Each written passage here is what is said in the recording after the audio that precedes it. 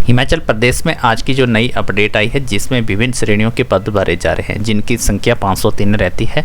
आपको बता दें ये बेसिक प्राइवेट सेक्टर में ये वैकेंसी रहेगी, लेकिन 2 साल के बाद आपको रेगुलर किया जाएगा। चौकीदार, माली, वर्कर, हेल्पर और अन्य प्रकार की इसमें बहुत सारी वैकेंसियाँ जिनकी संख्या 503 रहती है।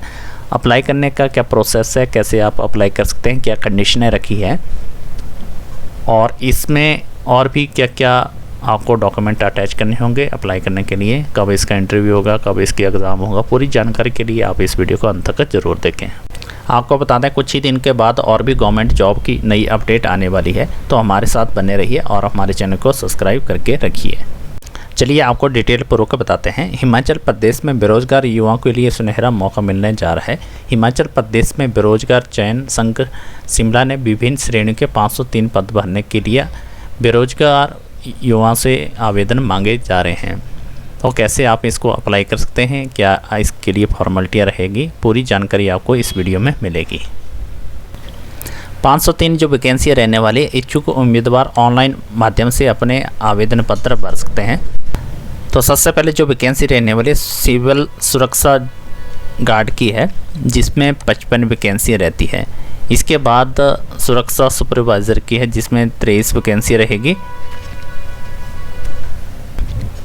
आगे ड्राइवर की वैकेंसी रहती है, ड्राइवर LMB की और HTV के 17 पद हैं।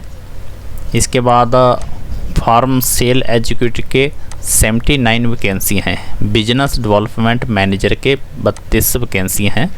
इसके बाद रहते हैं क्लर्क अकाउंटेंट के 14 पद भरे जा रहे हैं और स्टाफ नर्स के जिसमें ANM GNM के 18 पद हैं। इलेक्ट्रिशियन के 29 पदों के लिए आवेदन मांगे जा रहे हैं। फिटर के 37 पद हैं और इसमें मैकेनिकल के 16 वैकेंसी हैं। वेल्डर कैंडिडेट जिन्होंने वेल्डर में ITI की है उसके 15 वैकेंसी हैं। आगे रहता है जिन्होंने टर्नर में ITI की है उसके लिए 27 पद भरे जा रहे हैं। कंप्यूटर न्यूमेरिकल कंट्रोलर के 18 वैकेंसी हैं। डाटा एंट्री ऑपरेटर की जिसमें 13 वैकेंसी के लिए भरे जा रहे हैं और साथ में चौकीदार की वैकेंसियाँ जिसमें 19 वैकेंसियाँ फिलअप की जा रही हैं। आगे जो वैकेंसी रहने वाली है चपरासी की जो वैकेंसियाँ जिसमें 28 वैकेंसियाँ फिलअप की जाएंगी। आगे बैंक रिकवरी एग्जीक्यूटिव की 16 वैकेंसी हैं। मैथ्स हेल्पर के लिए 18 पद मांगे गए हैं जिसमें 18 पदों के लिए आप आवेदन कर सकते हैं। माली की वैकेंसी हैं जिसमें 11 वैकेंसी हैं। मेडिकल लैब टेक्नीशियन की 18 वैकेंसी हैं। टोटल वैकेंसियाँ 503 रहती है जिसको भरने की अधिसूचना जारी कर दी गई है। अप्लाई करने के लिए लास्ट डेट 17 जून तक निर्धारित की गई है। जो भी इन पोस्ट के लिए अप्लाई करना चाहता है उसके लिए क्या आवेदन करना हो, कैसे आप आवेदन कर सकते हैं, इसके बारे में भी आपको डिटेल पूर्वक जानकारी देंगे। तो इससे पहले आपको बता दें कि 2 साल के अनुबंध के आधार पे रखा जाएगा और उसके बाद फिर रेगुलर किया जाएगा। तो ये सभी पद यहाँ पे दिया गया पूरी जानकारी कि सभी पद 2 वर्ष के लिए कॉन्ट्रैक्ट के और अनुबंध के आधार पे भरे जा रहे हैं जिन्हें बाद में रेगुलर किया जाएगा। संगठन संघ के द्वारा शॉर्ट लिस्ट किए गए उम्मीदवारों को योग्यता के आधार पर ही जो पोस्ट दी जाएगी और इन सभी पोस्टों की छंटनी परीक्षा और लिखित परीक्षा के द्वारा 29 जून को ऑनलाइन माध्यम से की जाएगी। जो शॉर्ट लिस्ट किए गए कैंडिडेट उम्मीदवारों को admit card, enrolment number online माध्यम से दिए जाएंगे। इन सभी पदों के लिए आवेदन शुल्क श्रेणियों के माध्यम से होगा जिसमें सामान्य BPL, स्वतंत्रता सेनानी और पूर्व सैनिक, SC, ST, OBC और APL के लिए 1580 रुपये निर्धारित किया गया है।